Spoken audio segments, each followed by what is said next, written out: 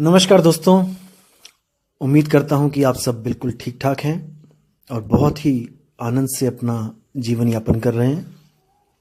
आज जो मैं आपको बात बताने जा रहा हूं, मैंने बहुत गुरुओं के बारे में बोला कि गुरु धारण करना चाहिए, बिना गुरु के आपकी कोई कीमत नहीं पड़ती है। लेकिन दोस्तों, मैं आपको आज बताना चाहता हूं कि हमारे ही बीच में से कुछ लोग गुरु द्रोह कर देते हैं। आखिर वो क्यों करते हैं, क्या मकसद होता है उनका करने का, ये आज मैं आपको इसके बारे में आपको बताना चाहता हूँ। हालांकि ये अध्यात्म से रिलेटेड नहीं है, लेकिन फिर भी ये कई बार देखने में आता है। जब आप किसी पंथ से जुड़ते हो, किसी गुरु के आश्रम से जुड़ते हो, तो आपको कई तरह के लोग मिलते हैं। इसलिए आपको खबरदार करना मेरा फर्ज है। मैं आपको बताना चाहता हूँ कि किस किस तरह के लोग आपको मिलते हैं और आपने खबरदार रहना है उन लोगों से। क्योंकि देखो, हर बंदा अपना अलग दिमाग लेके आया है इस दुनिया में, ठीक है। हर बंदे की अपनी अलग सोच है। कुछ लोग धर्म के नाम पे बकरे काटना जानते हैं और कुछ लोग धर्म के नाम पे गाय दान करना जानते हैं। इंसान एक है, बुद्धि एक है, लेकिन विचार अलग अलग हैं। विचार से ही कर्म बन जाते हैं। तो आपने किन लोगों का साथ कभी नहीं देना है, मैं आज उस पर डिस्कशन करूंगा कि गुरु द्रोह क्या होता है। इस दुनिया में 3 तरह की मानसिकता के लोग होते हैं जो आम आदमी से थोड़े से ऊपर होते हैं। जैसे एक आम आदमी होता है जो कभी गुरु नहीं बनना चाहता, कभी सपने में भी नहीं सोचता है कि मैं कोई गुरु बनूं, क्योंकि वो अपनी मुक्ति के लिए प्रयासरत है। वो यहाँ पर कोई अपना नाम मान बढ़ाई के चक्कर में नहीं किसी गुरु को धारण करता। वो हमेशा चाहता है कि मैं जिस गुरु की शरण में जा रहा हूँ, मुझे वहां से परम ज्ञान मिले और मैं जन्म मरण के बंधन को तोड़ के हमेशा के लिए मुक्त हो जाऊं। उसका यही ध्येय होता है, यही उसका इरादा होता है, नामदान लेने का, गुरु से जुड़ने का, जो आम आदमी होते हैं। अब कुछ जो खास आदमी होते हैं, मैं उनके बारे में बता दूं।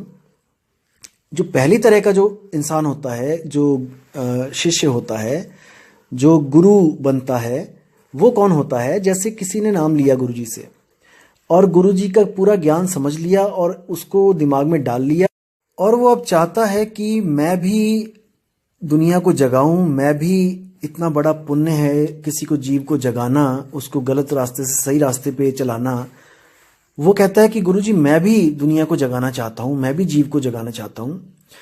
तो गुरु उसको अगर आज्ञा दे दे कि जाओ बेटा, तुम आजाद हो, तुम रहोगे तो मेरे ही शिष्य, लेकिन जब तक तुम पूर्ण ना हो जाओ, जब तक चेला मत बनाना, किसी को नामदान की बख्शिश मत करना, हाँ तुम प्रचार करना और जीवों को जगाना।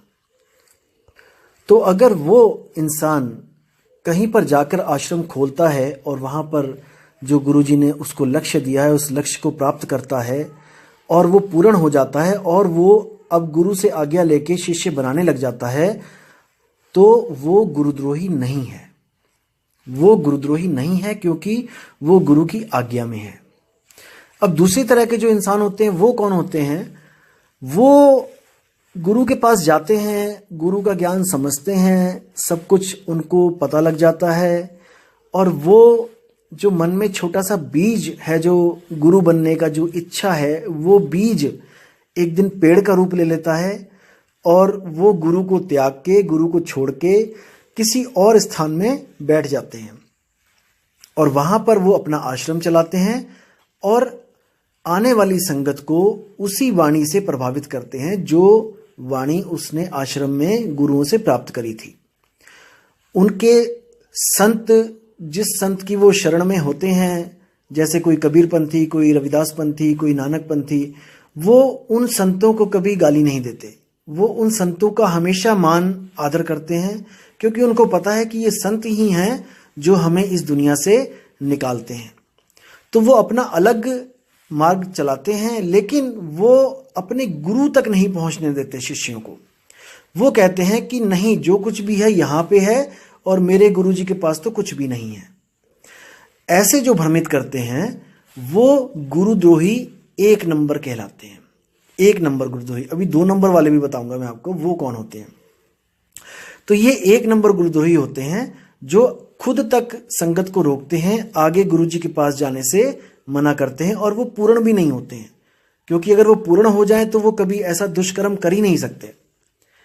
पूर्ण जो हो जाता है वो तो परमात्मा का रूप हो जाता है, वो कभी भी इस तरह का छल कपट नहीं करता। अब जो तीसरे नंबर के होते हैं वो लोग कौन होते हैं, उनके बारे में आपने ध्यान से समझना है कि वो कौन होते हैं। वो लोग कौन होते हैं, पहले तो वो बहुत बहुत ज्यादा श्रद्धा वाले लोग होते हैं, बहुत ज्यादा भक्ति वाले लोग होते हैं। वो किसी गुरु के पास जाते हैं और वहां पर अटल श्रद्धा के साथ वो 10 साल 15 साल वहां पर सेवा करते हैं। फिर क्या होता है, फिर कोई गुरुओं में मतभेद हो जाता है, कोई लड़ाई झगड़ा हो जाता है, वहां पर कोई आश्रम टूट जाता है, या फिर कोई ऐसा केस लग जाता है गुरु पे, या फिर कोई ऐसी हरकत गुरु कर देता है, क्योंकि वो अधूरा होता है, ऐसी हरकत कर देता है कि वो जनता के आगे उसको झुकना पड़ता है, वहां से आश्रम खत्म हो जाता है। तो ऐसे लोगों का दिल टूट जाता है, ये लोग डिप्रेशन में चले जाते हैं। जब ये लोग दिल टूट जाता है तो इनका जो श्रद्धा होती है वो खत्म हो जाती है, क्योंकि इन लोग को पढ़ा दिया गया होता है कि हम परमात्मा के रूप हैं और आपका बाल बांका नहीं होगा। आप किसी से भी भिड़ जाओ, आप पुलिस से भिड़ जाओ, आप जज से भिड़ जाओ, आप फौज से भिड़ जाओ, और ये जो नादान परिंदे होते हैं ये गुरु को सत्य मानकर, जो इनका पखंडी गुरु होता है, अधूरा गुरु होता है, उसको सत्य मानकर ये लोग सरकार से, पुलिस वालों से उलझ जाते हैं और डंडे खाते हैं। कुछ लोग तो गुरु के साथ ही जेलों में भी ठूस दिए जाते हैं। अब ये लोग जो बच जाते हैं ये डिप्रेशन में चले जाते हैं। इनको समझ नहीं आता कि अब क्या किया जाए, जिंदगी की शुरुआत कैसे हो, खत्म हो जाती है इनकी जिंदगी एक तरह से। लोगों के ताने सहने पड़ते हैं कि देखो ये फलाने गुरु के साथ जुड़ा हुआ था, उस गुरु का क्या हाल हुआ है और इसका क्या हाल होगा। तो इन लोगों के मन में जो परमात्मा की जो श्रद्धा होती है, बहुत अटूट श्रद्धा होती है, ये रोते हैं ये रातों में परमात्मा को पाने के लिए। तो इनकी जो श्रद्धा होती है वो बिल्कुल खत्म हो जाती है, इनका विश्वास तक उठ जाता है, ये पूर्ण नास्तिक हो जाते हैं और ये एक ऐसे रास्ते पे चल पड़ते हैं जिस रास्ते की कोई मंजिल नहीं है, यानी भटकना ही भटकना है। लेकिन जन्म मरण का बंधन तो है, इनको पता है। अब ये लोग क्या करते हैं, ये लोग ढूंढना शुरू करते हैं। कभी किताबें पढ़ते हैं अलग अलग पंथों की, कभी किसी धार्मिक ग्रंथ को पढ़ते हैं, कभी इंटरनेट पे कुछ ढूंढने लग जाते हैं, कोई नई बात कि कुछ नया ज्ञान प्राप्त हो। कई बार ये लोग अलग अलग आश्रमों पे जाके देखने लग जाते हैं, क्योंकि देखो इनका घर तो वो टूट चुका होता है, जो इनका जो आश्रम होता है वो तो खत्म हो चुका होता है। अब इनके पास और कोई काम तो होता नहीं है, तो ये लोग अलग अलग आश्रमों में जाके छानबीन करते रहते हैं कि वहां पे क्या है, वहां पे क्या है। तो ये लोग क्या करते हैं, ये थोड़ा थोड़ा ज्ञान हर आश्रम का उठा के लेके आते हैं। और ये लोग, ये चतुर भी होते हैं, डिप्रेशन में तो होते हैं, लेकिन इनके अंदर एक बीज होता है गुरु बनने का। वो बीज जब विराट रूप धारण करता है तो इनके मन में यही इच्छा होती है कि अब मैं गुरु बन ही जाऊं। इसका मैं विश्लेषण थोड़ा सा आगे और दूंगा कि क्या लक्षण है ऐसे लोगों के कि ये शो करते हैं कि मैं गुरु नहीं बनना चाहता, लेकिन ये लक्षणों से पकड़े जाते हैं कि हां ये गुरु बनना चाहते हैं। तो ये लोग अलग अलग आश्रमों में जाके अलग अलग ग्रंथ पढ़कर, अलग अलग संतों की बाणियां सुनकर ये एक खिचड़ी पका देते हैं। याद रखिए दोस्तों, एक खिचड़ी पकाते हैं। जैसे आप दाल और चावल अलग अलग पकाते हो तो घी अलग होता है, दाल अलग होता है, चावल अलग होता है, तो उसका खाने का स्वाद अलग होता है। और जब वही चीज आप सब कुछ मिक्स कर देते हो एक ही बार में, तो उसको जो स्वाद होता है खिचड़ी का वो अलग होता है। होती वही चीजें हैं जो डाली हैं आपने, जैसे दाल डाली है, चावल डाला है, प्याज डाला है, लहसुन डाला है, नमक डाला है, सब कुछ वही है जो आप खाते हो। लेकिन खिचड़ी का जो स्वाद होता है वो बाकियों से अलग होता है। जैसे दाल चावल है उससे अलग होता है, या अकेली दाल खाओगे उससे अलग होता है, अलग चावल खाओगे तो उससे अलग होता है। लेकिन एक तरह की ये खिचड़ी बन जाती है तो ये बहुत टेस्टी हो जाती है। और इसमें जो तड़का लगाते हैं देसी घी का, वो क्या है, वो है नए नए शब्द खोज के लाना। ऐसे शब्द जो आपने कभी सुने भी ना हो। कैसे? ध्यानातीत, गुरुतीत, मतलब कि ऐसे ऐसे शब्द खोज के लाना कि आप आकर्षित हो जाओ कि ये क्या भला है। जैसे आपने देखा होगा इंटरनेट पे आजकल चल रहा है, यूट्यूब में कितना चलता है कि ऐसा लिख देते हैं, अगर ये नहीं देखा तो कुछ नहीं देखा, अगर ये नहीं पढ़ा तो कुछ नहीं पढ़ा, अगर ये नहीं सुना तो कुछ नहीं सुना, केवल ध्यान को आकर्षित करने के लिए। आप देखते हैं और सोचते हैं, अरे ऐसी क्या चीज होगी इसमें जो मैंने कभी सुनी नहीं, जो मैंने कभी पढ़ी नहीं, या इसको अगर मैंने नहीं पढ़ा तो कुछ भी ना पढ़ा। तो ऐसे ऐसे शब्द, अध्यान। अब देखो अध्यान शब्द देखिए आप क्या है, अध्यान मतलब ध्यान तो आपने आज तक सुना होगा, लेकिन अध्यान। अब अध्यान का क्या मतलब होता है दोस्तों, मैं आपको क्लियर कर देता हूं। अध्यान का मतलब होता है किसी का भी ध्यान ना करना, यानी कि किसी का भी ध्यान करने से अपने आप को रोकना। तो दोस्तों जहां पे रोकना आ गया वहां पे बंधन आ गया। ये भी मन का ही एक बंधन है कि करना और ना करना, ये दोनों ही मन के बंधन है। इसी को बोलते हैं निर्विचार।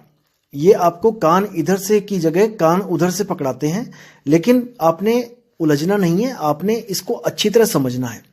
निर्विचार और अध्यान एक ही चीज है, नाम दो है, बस इसको अच्छी तरह समझ लो। जैसे व्रत और भूखा रहना एक ही चीज के दो नाम हैं। व्रत तो समझ में आता है कि धार्मिक कार्यों के साथ जुड़ा हुआ है, लेकिन जब हम कहते हैं कि भूखा रहना है तो हमें लगता है कि वो धार्मिक कार्य नहीं है। जैसे हम कहते हैं कि आज मैं पूरा दिन भूखा रहा, किसी का भी ध्यान नहीं जाता कि ये धार्मिक काम है। सबको ऐसा लगता है कि आज इसको खाना नहीं मिला। और अगर मैं कहता हूं आज मेरा व्रत था और मैंने अच्छी तरह निभाया, तो चीज वही है दोस्तों। खाया आपने पूरा दिन नहीं, लेकिन आपने उसको एक नाम दे दिया व्रत। तो व्रत कहना लगता है जैसे पाखंडवाद है, और भूखा रहना लग रहा है कि जैसे बहुत महान काम कर दिया है।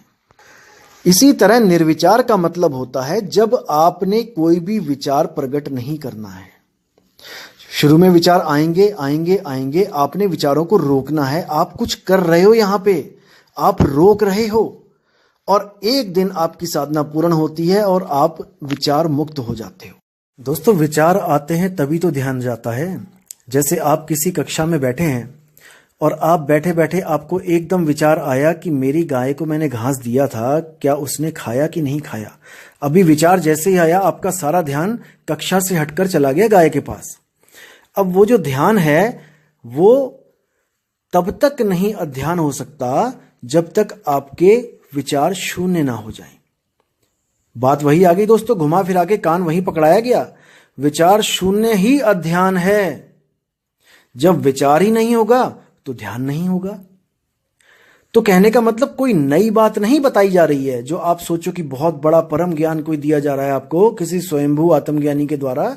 ये वही ओशो वाली बातें हैं, लेकिन उसमें क्या है, मक्खन लगा लगा के, तड़का लगा लगा के देसी घी का आपको परोसा जा रहा है और आपको खाने में अलग स्वाद आ रहा है। चीज वही है दोस्तों, सेम चीज वही है। तो ऐसे चालाक जीवों से दोस्तों खुद को बचा के रखना है, हमेशा अपनी सेफ्टी रखनी है, कहीं आप ऐसे चालाक लोगों के जाल में ना फंस जाएं। आपको मैं परख देता हूं और आप मेरी इस परख से आप विचार कीजिएगा, विवेक लगाइएगा कि मैं कहां तक सत्य हूं। मैं ये सोचता हूं, मैं ये मानता हूं कि जो आत्मज्ञानी, सच में जो आत्मज्ञानी होते हैं, जो हुए हैं, वो कभी भी किसी को ये नहीं बोलते कि मैं आत्मज्ञान को प्राप्त कर चुका हूं या मैं परमात्मा को प्राप्त कर चुका हूं।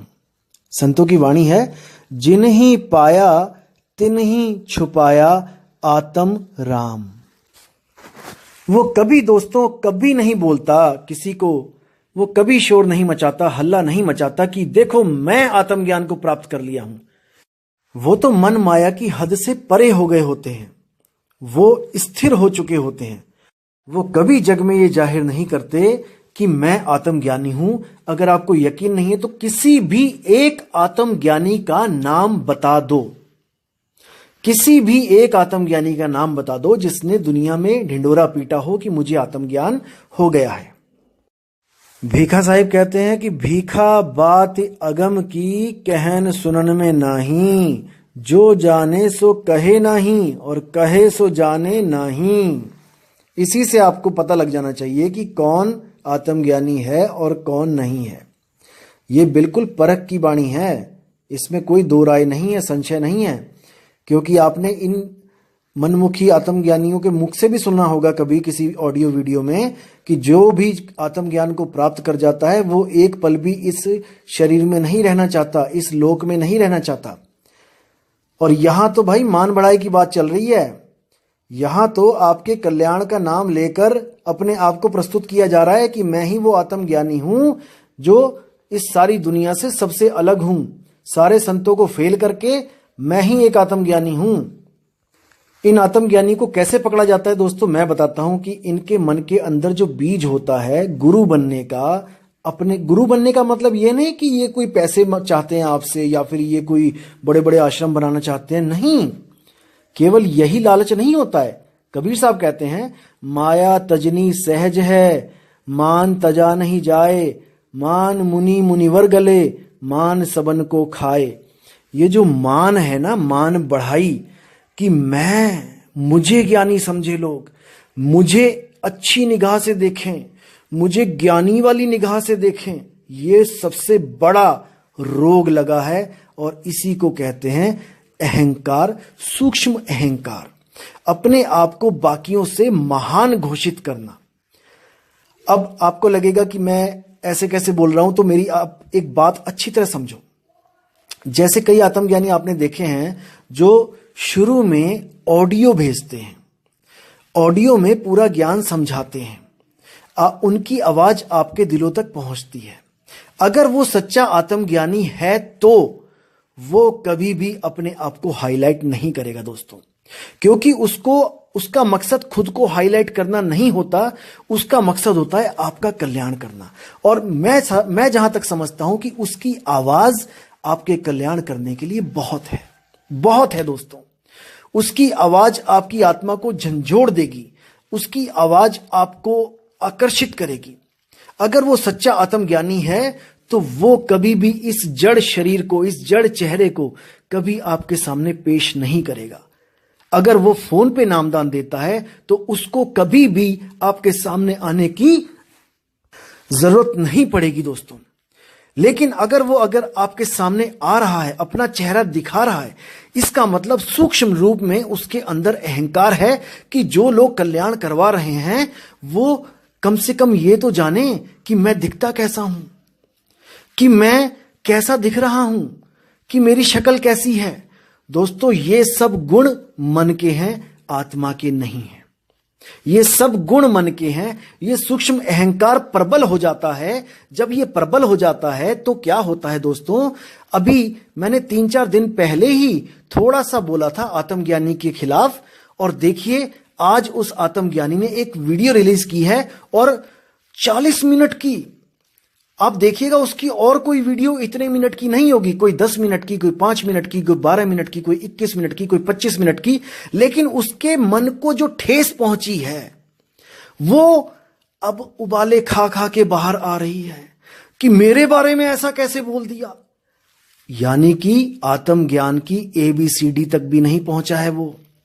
अगर वो आत्मज्ञानी होता तो समुद्र की तरह शांत होता। उसकी लैंग्वेज देखिए कैसे बदल चुकी है।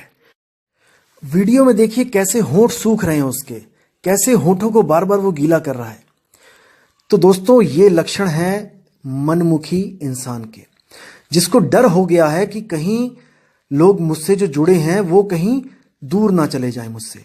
और यहां तक कि उसको इतना डर हो गया है, वो वीडियो में ये तक बोल रहा है कि भाई आप अगर चले भी जाओ तो खोलना मत ये ज्ञान मेरा। यानी कि ये अब डर रहा है कि कोई मेरा ज्ञान ना खोल दे। आत्मज्ञानी कभी डरता नहीं दोस्तों, आत्मज्ञानी कभी नहीं डरता। अगर कोई उसका ज्ञान खोल रहा है तो उसको खुशी होनी चाहिए। वो खुश होता है कि अभी तक तो मैं अकेला कल्याण कर रहा था, अब 10 लोग और मिलके वही बात लोगों को बताएंगे। झूठा आत्मज्ञानी कभी नहीं चाहता कि उसकी गद्दी कोई और ले। याद रखना दोस्तों, झूठा आत्मज्ञानी कभी नहीं चाहता कि जो मान बढ़ाई उसे मिल रही है वो किसी और को मिले।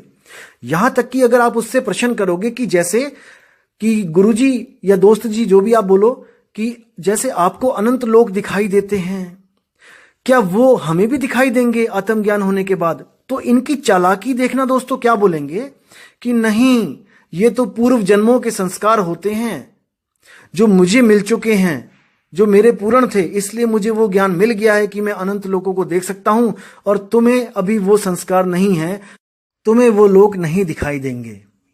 इस बात का मतलब दोस्तों ये हो गया कि कोई कुतुब मीनार पे चढ़ के आपको आवाजें लगा रहा है कि भाई मैं कुतुब मीनार पे चढ़ चुका हूं, आओ आप भी आ जाओ, यहां से पूरा शहर देख रहा हूं मैं, हर चीज, हर गली दिख रही है, हर जगह दिख रही है। तब आप नीचे से खड़े होके कहते हो कि अगर हम भी वहां पहुंच जाएं ऊपर, तो क्या हमें भी वो दिखाई देंगे, सब पूरा शहर दिखाई देगा? तो आत्मज्ञानी क्या कहता है? नहीं, वो आपको नहीं दिखाई देगा। मूर्ख बना रहा है दोस्तों, मूर्ख। आत्मज्ञान का मतलब आत्मज्ञान हो जाए, चाहे आपको हो चाहे किसी और को हो, अनुभव सेम होगा, क्योंकि आत्मा किसी के साथ पक्षपात नहीं करती। जो पक्षपात करती है वो आत्मा नहीं है। दोस्तों, अगर आपको वो अनंत लोक ये उसी वक्त दिखा सकता है, तब तो आप इन लोगों की शरण में जाओ, क्योंकि आत्मज्ञान पल में होता है, सालों और युगों में नहीं। आत्मज्ञान पल में होता है। अब दोस्तों, मैं आपको कुछ पॉइंट्स बताता हूं कि आप ऐसे नकली आत्मज्ञानियों से कैसे बचेंगे। आप इसको नोट कर लें ध्यान से और इसको सवाल बनाकर उनके सामने पेश करें। तो जो पहला पॉइंट है वो है कि अगर आत्मा एक है और वो सर्वव्यापी है, तो शुरुआत में जब केवल आत्मा ही आत्मा थी, तो ये शरीर कैसे बने? ये मन की उत्पत्ति कैसे हुई? ये शून्य कैसे बना? पहला पॉइंट ये है, आपने सवाल रखना है। दूसरा पॉइंट ये है कि हम कौन हैं? हम शरीर हैं, या हम मन हैं, या हम जीव हैं, या हम आत्मा हैं? ये जरूर कॉन्सेप्ट क्लियर करना है। और अगर ये लोग बोलें कि आप शरीर हो या आप मन हो, तो समझ जाना दोस्तों कि वो अभी भ्रमित है। उसको खुद नहीं पता कि मन और तन और आत्मा और जीव में क्या फर्क है। इसका उदाहरण देता हूं दोस्तों आपको मैं। जैसे आप आम भाषा में ही ले लो, आप कहते हो मेरा मन कर रहा है कि मैं बाहर जाऊं। अब दोस्तों, यहां पर मेरा मन यानी कि जो चीज मेरी है, मैं उससे सर्वथा अलग हूं। जैसे मेरा पेन, मेरी किताब, मेरा बैग, यानी कि मुझसे अलग जो वस्तु है वो मेरी है। मैं पेन नहीं हूं, मैं किताब नहीं हूं, मैं बैग नहीं हूं। यानी यहां पे दो चीजें आ गई, मेरा बैग यानी मैं और मेरा बैग, मेरा मन यानी मैं और मेरा मन। यहां पे दो चीजें आ गई। अब ये मैं कौन है, जब तक इस पे विचार नहीं किया, जब तक आप ज्ञान को नहीं समझ सकते और इन लोग को नहीं पकड़ सकते। ये लोग घोषित करेंगे कि आप ही मन हो, क्योंकि आप सुख और दुख की अनुभूति कर रहे हो। आत्मा कभी सुख दुख की अनुभूति नहीं करती है, इसलिए आप मन हो। देखो, बुद्धि देखो, अकल देखो इन लोगों की। अब मैं एक बात कहना चाहता हूं कि जैसे मैंने आग में हाथ डाला, अब हाथ जला, पीड़ा किसको हुई? मेरे शरीर को हुई, मेरे हाथ को हुई। तो अब अगर कोई यह सिद्ध करने में लग जाए कि तू ही हाथ है, तुम शरीर हो, तभी तो पीड़ा महसूस कर रहा है शरीर, तुम शरीर हो, क्योंकि आत्मा कभी पीड़ा महसूस नहीं करती। तुम शरीर हो, तुम्हारा हाथ काटा जाए तुम्हारे हाथ में दर्द होगा, तुम्हारे पैर पे डंडा मारा जाए तुम्हारे पैर में दर्द होगा, तो तुम शरीर हो। तो आपको कैसा महसूस होगा? क्या आप इस बात को सच मान लोगे कि आप शरीर हो? अगर आप शरीर नहीं हो भाई, तो आप मन भी नहीं हो। इसको समझना है ध्यान से, विवेक लगा के। क्योंकि कबीर साहब क्या कहते हैं कि मन ही स्वरूपी देव निरंजन तुम्हें राख भरमाई हो। कबीर साहब की वाणियों पे विचार करो। कबीर साहब कह रहे हैं मन ही स्वरूपी देव निरंजन। जिस काल की जो बात हो रही है अनुराग सागर में, वो मन ही है, मन ही काल है भाई। और वो काल तुमसे सर्वथा अलग है। तुम काल नहीं हो, तुम मन नहीं हो। अगर तुम ही मन निरंजन हो, तुम ही मन हो, तो तुम क्या आत्मा के जाल में फंसे हो? तो साहिब चेतावनी किसको दे रहे हैं? ए हंसा तू अमर लोक का पड़ा कालवश आई हो, मन ही स्वरूपी देव निरंजन तुम्हें राख भरमाई हो। अब ऐसे आत्मज्ञानी आपको क्या बोलेंगे कि देखो कबीर साहब कह रहे हैं ए हंसा, यानी कि वहां पर तुम लोग हंस थे, तुम्हारी चोंच थी, तुम्हारे दो पर थे, तुम अंडे भी देते थे, ऐसा भी बोल देंगे ये मूर्ख अज्ञानी लोग। भाई हंसा का मतलब होता है जो नीर शीर का निबेड़ा करता है, क्योंकि हंस ही एक ऐसा पक्षी है जो कभी भी मोती के अलावा कुछ नहीं खाता। थोड़ी बुद्धि खोलो अपनी। वो दाना तिनका नहीं चुगता आम पक्षियों की तरह, इसलिए साहिब ने हंस बोला है ताकि तुम भी असत्य को ग्रहण मत करो, सत्य को खोजो, सत्य की परख करो और सत्य को ही ग्रहण करो। दोस्तों इन काल दूतों का तो ये हाल है कि ये जो परम चेतन सत्ता है ये उसको भी मन बोल देंगे। परम चेतन सत्ता आपको क्या ठहरा देंगे कि मन ही परम चेतन है। देखो इनकी बुद्धि देखो। कबीर साहब कहते हैं जड़ चेतन का करे निबेड़ा, कहे कबीर सो हंस है मेरा। ये शरीर जड़ और चेतन इन दोनों का मेल है। इसमें जड़ क्या है? तन और मन जड़ है। मन जड़ है दोस्तों। मन बिना चेतन शक्ति के एक कदम भी नहीं चल सकता। इसका क्या प्रमाण है? कबीर साहब की वाणी है, मन जाता है तो जाने दे, तू पकड़ के राख शरीर, उतरा पड़ा कमान से क्या कर साके तीर। अब कबीर साहब कहते हैं मन जाता है तो जाने दे। जैसे किसी का मन कह रहा है कि मैं शराब पी आऊं, तो कबीर साहब कहते हैं ना ना ना, इसको जाने दे, इस मन को जाने दे जहां जाना चाहता है। ये तेरे बिना कुछ नहीं कर सकता, ये तेरे बिना कुछ नहीं कर सकता, बस तू इस शरीर को मत उठाना। देखो कितनी साफ वाणी है। अब कौन नहीं उठाना? कौन रोक रहा है इस शरीर को उठने से? वो जीव है जिसकी सत्ता से ये मन चल रहा है। और जब तक ये मन मरा नहीं तब तक आपकी मुक्ति होगी नहीं। अगर मन ही परम चेतन सत्ता है तो परम चेतन सत्ता तो कभी मरती ही नहीं है। अगर चेतन सत्ता, परम चेतन सत्ता ही मर जाए तो फिर बचा क्या? अरे इस आत्मा को ही तो चेतन कहते हैं और परमात्मा को परम चेतन सत्ता कहते हैं।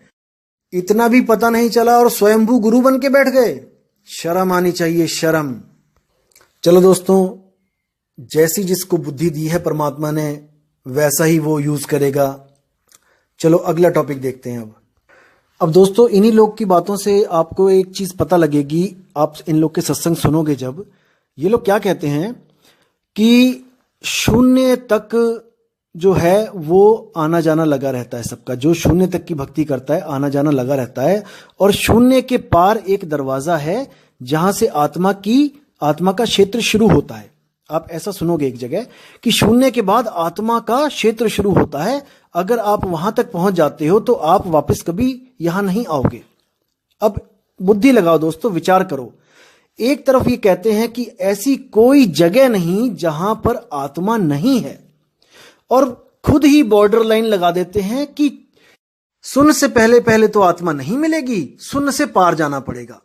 देखो मूर्खता की हद होती है दोस्तों, चालाकी की हद होती है। असल में भोले भाले जीवों को नहीं पता होता कि असलियत क्या है। जिसको नहीं पता, जैसे आप अमेरिका गए, अब आप जब वहां जाते हो तो आपको नहीं पता कि वहां पे जो डॉलर चलता है उसकी पहचान क्या है, असली की और नकली की। जैसे अभी 2000 के नोट चले थे भारत में भी, तो हम लोग को तो पता ही नहीं चल पाया था कि असली क्या और नकली क्या।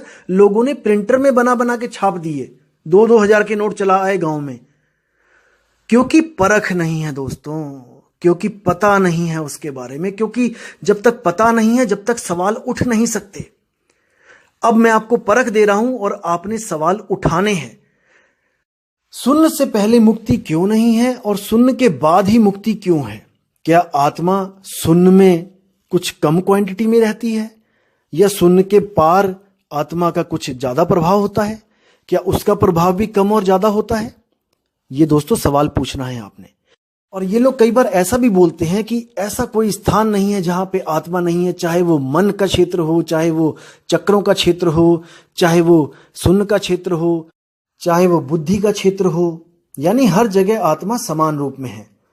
लेकिन उसी के साथ क्या बोल देंगे कि चित्त में आत्मा सूक्ष्म रूप में रहती है, हमें भक्ति चित्त से स्टार्ट करनी पड़ेगी।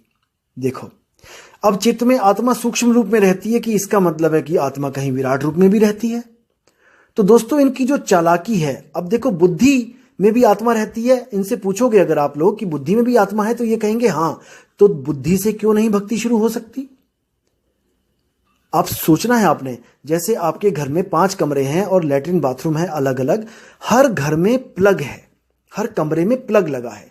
आपका मोबाइल कहीं भी चार्ज हो सकता है, चाहे तो बाथरूम में चार्ज कर लो, चाहे तो किचन में चार्ज कर लो, चाहे तो बेडरूम में चार्ज कर लो। अगर कोई ऐसा कहे कि नहीं केवल बेडरूम से ही चार्ज हो सकता है, तो इसका मतलब अभी उसको भेद पता नहीं है कि वो आत्मा अगर हर पत्ते में है, हर कण कण में है, पत्थरों तक में आत्मा बता दी इन लोगों ने कि पत्थरों में आत्मा है। अरे भाई पत्थरों में आत्मा है तो वो बात क्यों नहीं कर रहा, वो चल फिर क्यों नहीं रहा? अब आप कहेंगे कि पेड़ भी नहीं चल रहे, पेड़ भी नहीं बात कर रहे, लेकिन भाई पेड़ 1 से 2 तो हो रहे हैं, वो उसके बीज से दूसरा पेड़ तो बन रहा है। तुम एक पत्थर को हजारों करोड़ों युगों तक रहने दो, पड़ा रहने दो, वो 1 से 2 नहीं हो सकता, वो निर्जीव है। कोई साइंस प्रूफ नहीं कर सकती कि उसमें आत्मा है। और तुम पेड़ों को, एक अकेला पेड़ लगा देना, वो भी 1 से 2 हो जाएंगे जब उस पर फल पकेंगे तो। हालांकि उसका एक स्रोत होगा कि वो फल कैसे पकेंगे। कोई चिड़िया आएगी जो किसी और पेड़ में कोई आम खाएगी या कुछ भी करेगी, तो वहां से वो जो परागकण अपनी चोंच में लेके आएगी, उसी के द्वारा फर्टिलाइजेशन होती है। इसलिए हम पेड़ों को सजीव कहते हैं, जिसमें आत्मा का वास है, जीव का वास है। अगर कोई कहे कि पत्थरों में आत्मा का वास है, तो उससे बड़ा मोटा दिमाग, जिसको कहते हैं मंद बुद्धि, और कोई नहीं हो सकता। और दोस्तों जैसे मैं आपको बोलता हूं कि हम शब्द में मिल जाएंगे, सुरती शब्द में समा जाएगी, दोस्तों ये केवल समझाने के लिए है। सूरत टिकती है, शब्द पे हमेशा के लिए टिक जाती है, क्योंकि शब्द ही वो वस्तु है जिसको हम बाकी शब्दों से अलग करके नी शब्द कहते हैं। बाकी भी शब्द हैं दुनिया में, बहुत से शब्द हैं, लेकिन जो ये सच्चा शब्द, जो मूल शब्द है, इसको नी शब्द कहा जाता है, क्योंकि बाकी शब्दों से ये भिन्न होता है। और इस शब्द की जो साधना है, इसका मतलब ये नहीं होता कि आप शरीर को साध रहे हो, इसमें सुरती को साधा जाता है। आप शब्द पढ़िए कबीर साहब का, संतों सहज समाधि भली है, गुर प्रताप जिस दिन से जगी है, दिन दिन अधिक चली है। जहां जहां डोलूं सो परिक्रमा, जो जो करूं सो पूजा, गिर है उजाड़ एक सम देखूं, भाव मिटाऊं दूजा। गिर है उजाड़ एक सम देखूं मतलब इस पंच तत्व का जो ग्रह है, ये मेरा घर है, इसको उजाड़ दूं, यानी कि अब इसमें रहने की ख्वाहिश खत्म कर दूं। और एक सम देखूं यानी उस शब्द की तरफ देखूं जैसे चांद को चकोर देखती है। उस शब्द की तरफ मैं अपनी सुरती को लगाऊं, ताकि ये देह छूटने पर मेरी सुरती हमेशा के लिए शब्द पे टिक जाए, क्योंकि शब्द ही अनादि है, शब्द कभी खंड नहीं होता, शब्द स्थिर है। उसी को शब्द गुरु बोला गया है। शब्द गुरु चित चेला रे। और वो कण कण में व्याप्त नहीं है। कोई सोचे कि वो कण कण में व्याप्त है, भाई वो ब्रह्म है। जो कण कण में व्याप्त है वो ब्रह्म है। तो मैं आपको ब्रह्म, आत्मा और परमात्मा का जो भेद है, मैं आपको अगली वीडियो में जरूर बताऊंगा। तो एक बात और समझ लीजिए कि कबीर साहब जहां पर भी बोलते हैं, अपने बारे में बोलते हैं, तो वहां पर वो कोई शरीर लेके नहीं बोलते हैं कि वो एक शरीर है, वो एक आत्मा है। और जहां पे उन्होंने बोला है कि मोह को कहां ढूंढे रे बंदे, तो इसका मतलब ये नहीं कि वो ये कह रहे हैं कि तुम कबीर को कहां ढूंढ रहे हो, ऐसा नहीं है दोस्तों। वो आत्मा की बात कर रहे हैं कि आत्मा को कहां ढूंढे रे बंदे, आत्मा तेरे पास में। ना तीर्थ में, ना मूरत में, ना एकांत निवास में, ना मंदिर में, ना मस्जिद में, ना काशी कैलाश में, मोह को कहां ढूंढे रे बंदे, यानी आत्मा को कहां ढूंढे रे बंदे, आत्मा तेरे पास में। अब कबीर साहब ने कहा कि ना तीर्थ में, ना मूरत में, मूरत में भी आत्मा नहीं है। और ये महाराज जी जो ज्ञानी बने हुए हैं, ये संत महाराज, ये कहते हैं कि आत्मा ऐसी कोई जगह नहीं है जहां पे है नहीं। और कबीर साहब ऐसी कोई जगह नहीं छोड़ रहे हैं जहां पे कह दें कि वो है। हर जगह कह रहे हैं कि नहीं है, नहीं है, नहीं है। लेकिन ये आम इंसान के बस की बात नहीं है कि कबीर साहब की वाणियों को समझ सके। कबीर साहब ने कहा, नहीं प्राण में, नहीं पिंड में, ना ब्रह्मांड आकाश में, ना मैं त्रिकुटी भंवर गुफा में, और नहीं श्वास की श्वास में। आत्मा को कहाँ ढूंढे रे बंदे, आत्मा तेरे पास में। फिर कहते हैं खोजी होए तुरंत मिल जाऊं, एक पल की तलाश में, कहें कबीर सुनो भाई साधो, मैं तो हूं विश्वास में। विश्वास में का मतलब ये नहीं कि आपने अगर विश्वास कर लिया कि मैं आत्मा पत्थर में है तो वो पत्थर में हो गई।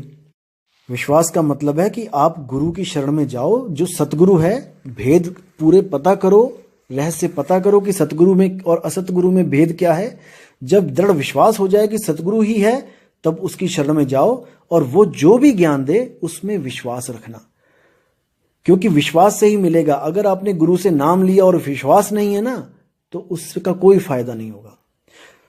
देखो, जो परखना होता है वो नाम लेने से पहले होता है, नाम लेने के बाद नहीं होता है। इसलिए मैं हमेशा जोर देता हूं कि नाम कभी मत लो किसी भी गुरु से, पहले परखो कि वो सोना है या पीतल है, उसके पास जो ज्ञान है वो सत्य है कि असत्य है। जब दृढ़ निश्चय हो जाए तब गुरु की शरण में जाओ और पूरे विश्वास के साथ गुरु को सत्य मानकर अपना जो आत्म तत्व है उसकी साधना शुरू करो। तो एक जगह कबीर साहब ने यह भी बोला था कि वेद हमारा भेद है, हम वेदों के माही, और जौन भेद से मैं मिलूं वो वेद ही जानत नाही। अब इसका मतलब ये नहीं है कि कबीर साहब अपनी बात कर रहे हैं कि मैं वेदों में हूं। वेदों को तो पता है आपको कि किसका ज्ञान है, वो भला कबीर साहब को क्यों उसमें रखेगा, कबीर साहब का वहां पे क्यों जिक्र करेगा कि कबीर साहब वेदों में मिलेंगे, ऐसा नहीं है। कबीर साहब वहां पे आत्मा की बात कर रहे हैं। वेदों में उल्लेख है आत्मा के बारे में, उसको वहां पर बोला गया है अव्यक्त। आप वेदों को पढ़ोगे तो वहां पे एक अव्यक्त की बात की गई है कि एक अव्यक्त एक ऐसी चीज है जिसको व्यक्त नहीं कर सकते, और उसी की वजह से सृष्टि चल रही है, यानी कि हमारा शरीर चल रहा है, वो अव्यक्त है। उसी अव्यक्त को आत्मा कहते हैं। और कबीर साहब ने यही समझाने की कोशिश करी कि जिस अव्यक्त की बात वेदों में है वो असल में वेद को भी उसका भेद नहीं पता है, क्योंकि वो आत्मा बोली लिखी पढ़ी नहीं जा सकती, उसका कोई भेद नहीं जानता।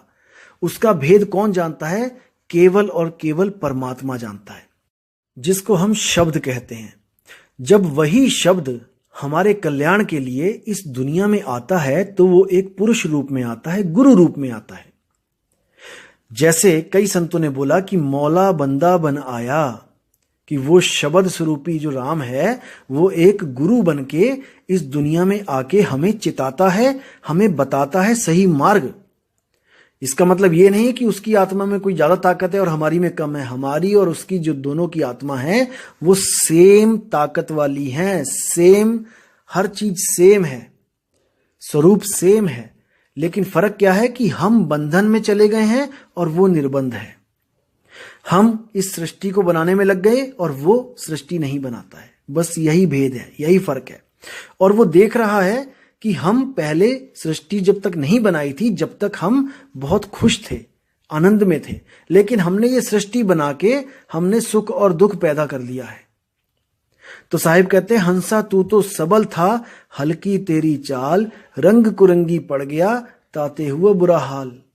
कबीर साहब कहते हैं कि तू सबल था, तू मेरी तरह निर्बंध था, आजाद था, लेकिन तूने एक ऐसा जाल बुन लिया कि इस जाल को अब तू तोड़ के वापस उस घर को नहीं जा पा रहा है, अपने स्वरूप को प्राप्त नहीं कर पा रहा है। तू अपने आप को कभी तन समझता है शीशे के सामने खड़ा होके, और कभी अपने आप को मन समझता है। ना तो तू तन है ना तू मन है, तू इन दोनों को चलाने वाला जीव है।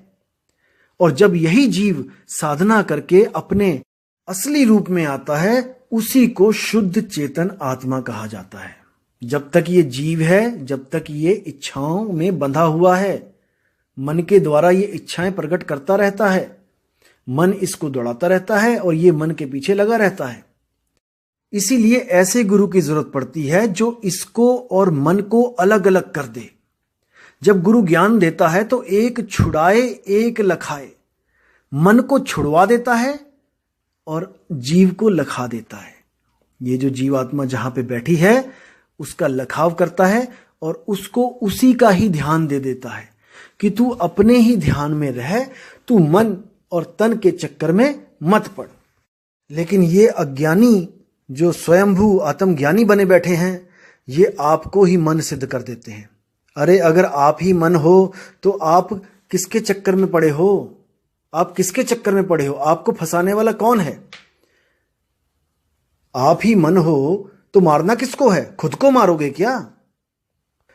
एक बात हमेशा याद रखना दोस्तों, अगर आप शरीर हो तो आपको शरीर की ही प्राप्ति होगी। जैसे अगर आप शरीर की पूजा करते हो, जैसे कोई आदमी कृष्ण जी की पूजा करता है, जो एक कृष्ण का शरीर है, जो राम जी का शरीर है, कबीर साहब के अगर शरीर की पूजा कोई करता है फोटो की, तो याद रखना दोस्तों, जिसकी पूजा करोगे आप वैसे ही हो जाओगे। और आप कभी भी शरीर होके मन की पूजा नहीं कर सकते और मन होके कभी आत्मा की पूजा नहीं कर सकते। याद रखना दोस्तों, अगर आपको कोई शरीर की पूजा करने वाला गुरु मिलता है तो वो आपको भी कहता है कि तुम भी शरीर हो, और भगवान को भी शरीर घोषित करके शंकर, हनुमान और अपने कबीर और बाबा नानक किसी की भी पूजा करवा देता है, क्योंकि वो अभी नहीं जानता कि आप शरीर नहीं हो।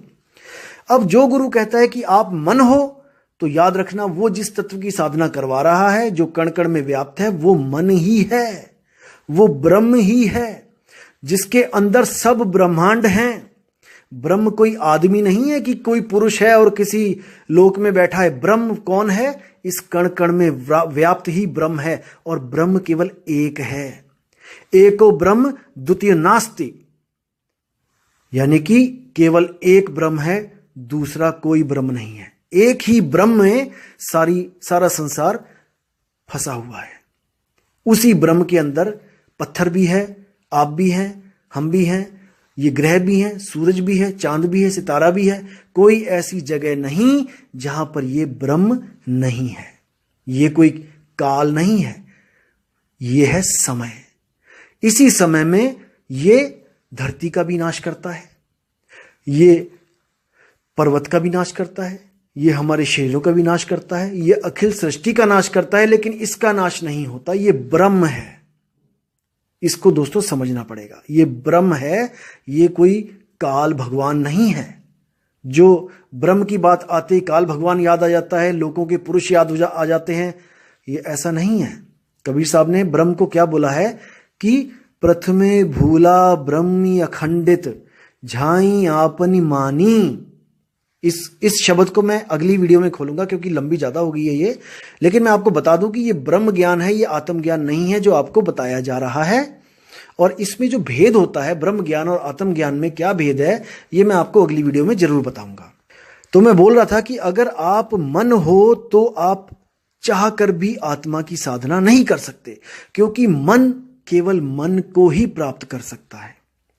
अगर आप आत्मा हो तभी आप आत्म तत्व को प्राप्त कर सकते हो। लिख के ले लो दोस्तों, अगर आप आत्मा नहीं हो तो आप आत्मा को प्राप्त कर ही नहीं सकते, क्योंकि आत्मा की साधना केवल आत्मा के द्वारा ही हो सकती है, मन के द्वारा नहीं हो सकती है। और दोस्तों जो कहते हैं कि मन मरता नहीं है, फिर पैदा हो जाता है, ब्रह्म तक जाके मन फिर पैदा हो जाता है, फिर मर जाता है, फिर पैदा हो जाता है। दोस्तों एक बात याद रखना, जो चीज एक बार मर जाए ना, एक बार, वो दोबारा खुद से पैदा नहीं होती, उसको पैदा करने वाला कोई और होता है। इस बात को हमेशा याद रखना। और इसकी क्या गारंटी है कि अगर ब्रह्म में मन मर के पैदा हो जाता है तो जिस तरह से ये आत्मज्ञानी आपके मन को मरवा रहा है उसके बाद पैदा नहीं होगा? इसकी क्या गारंटी है? दोस्तों मैं बताता हूं आपको कि वो मन पैदा कब नहीं होगा। ध्यान से समझना, विवेक लगा के समझना।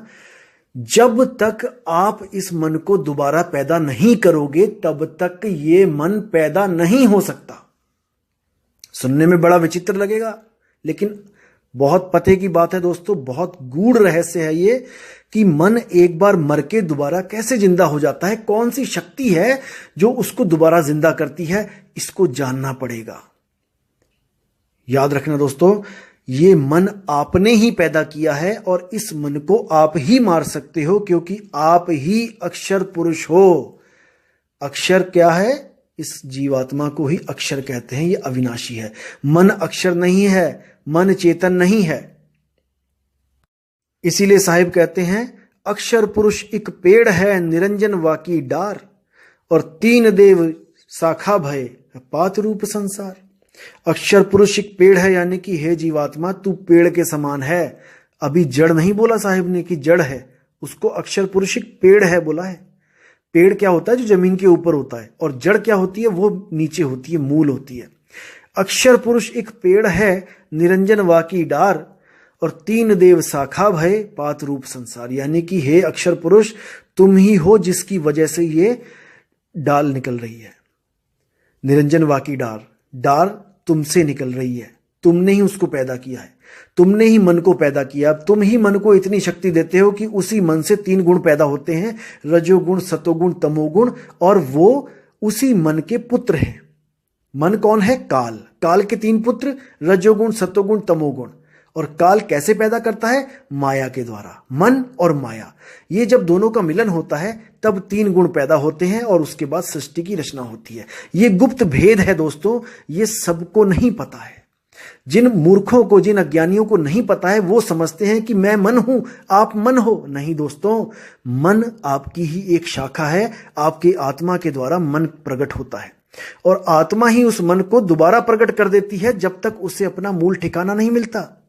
क्योंकि ये आत्मा मन और तन में ऐसी रमी हुई है कि इसको अपना स्वरूप भूल गया है। अब इसको एक भेदी सतगुरु मिल जाए तो ये जब अपने स्वरूप में आ जाएगी तो ये दोबारा मन और तन के चक्कर में कभी नहीं फंसेगी दोस्तों। कैसे? जैसे दूध का जला छाछ भी फूक फूक के पीता है। आपको पता है, आप पूरे तड़पे हुए इस वक्त, आपकी इच्छा है कि हमारी मुक्ति हो जाए। तो दोस्तों, जब तक इच्छा नहीं होगी, अगर आपको वापस वहां पे पहुंचा भी देगा सतगुरु अगर, तो भी आप दोबारा भाग आओगे, क्योंकि आपकी इच्छा ही नहीं है यहां से जाने की।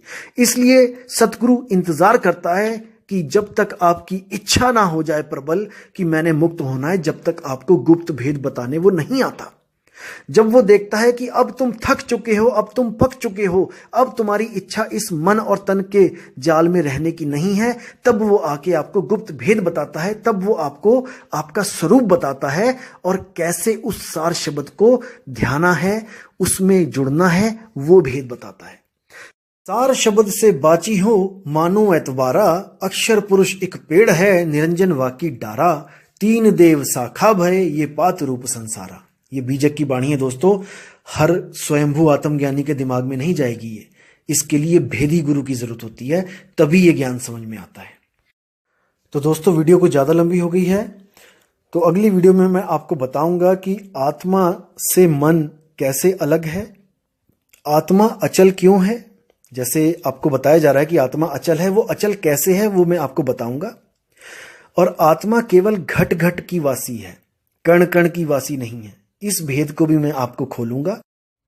जिस आत्मा को लोग सर्वव्यापी समझते हैं, असल में वो ब्रह्म है, ब्रह्म ही सर्वव्यापी है, इसके बारे में भी बताऊंगा। और कुछ लोग सोचते हैं कि कबीर साहब कोई देह हैं जो नूरी तत्व से बने हैं, जिसकी करोड़ों अरबों साल जो खत्म नहीं होता।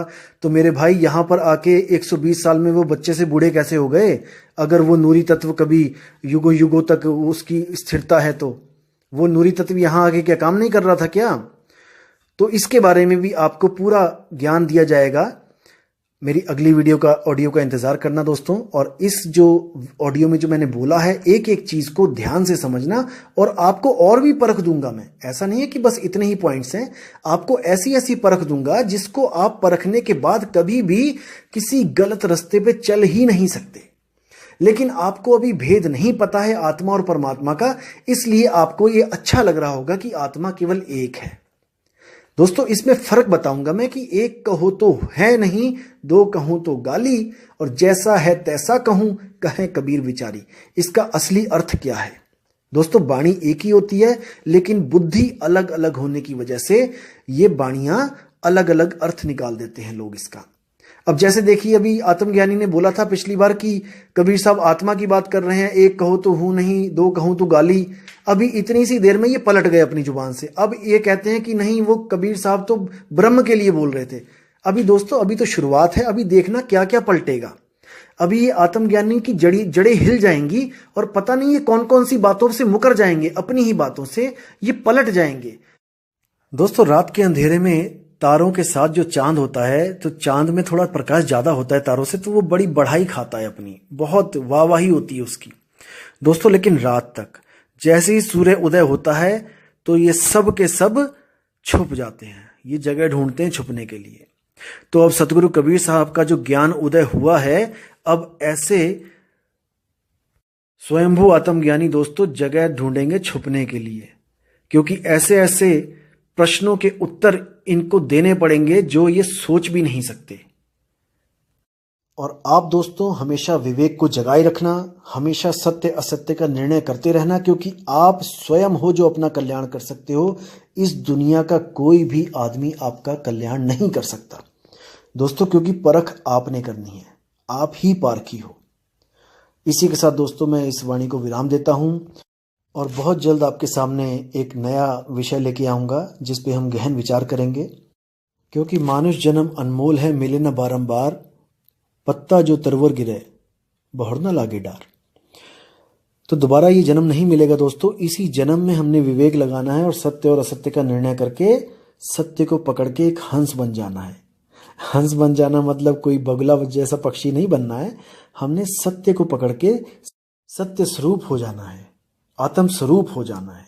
जिस स्वरूप में हम थे, जो भूलवश हम इस स्वरूप में आ गए, इस भूल को सुधार के हम अपने मूल स्वरूप में हमने चले जाना है। तो दोस्तों आपका बहुत धन्यवाद जो आपने इतना समय दिया। जय गुरु बंदी छोड़ वैराग साहिब जी की, जय हो मदन साहिब जी की, जय जय बंदी छोड़ सतगुरु कबीर साहिब जी की। सत साहिब साहेब बंदगी। नमस्कार दोस्तों।